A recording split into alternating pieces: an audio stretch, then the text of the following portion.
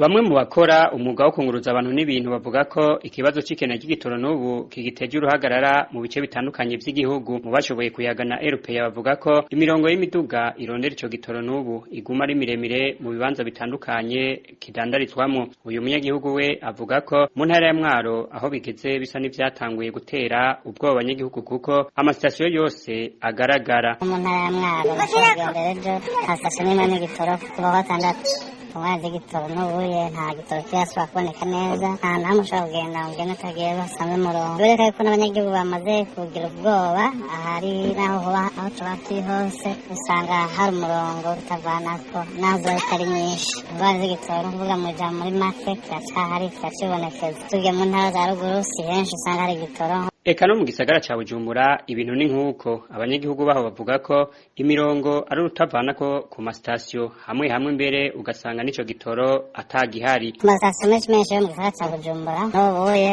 ingwara z'igitoro ziracibonekeza ku masitasiyo menshi nkaho nagerageje kuzunguruka aho mvuye mu Kanyosha ahari igitoro ca kane naho hari mu gisagara Kanyosha aho muri ko batanga ni mu Buyenzi kw'isoko mu Ruvumera n'ahandi imirongo irahari. Naho rero ikena ry'igitoro rirushirizaho kuba ndanse mu gihugu c'u Burundi, Jeruve Ndirakobuca umushikiranganje wa mbere we aheruka kumenyesha ko mu bitera iryo kena ry'igitoro harimwo kuba kiva kure kandi kikazanwa n'imodoka. Aha uyu mutegetsi akaba yavuze ko igitoro cyo mu bwoko bw'amazutu kiboneka kubera arico gishobora gucishwa mu mazi kikazanwa n'ubwato, ariko naho yabishikirije uko isoko ryacu mu ntara ya Gitega uyu munsi ryamenyesheje ko atanima ry'igitoro cyo mu bwoko bw'amazutu kirangwa muri iyo ntara.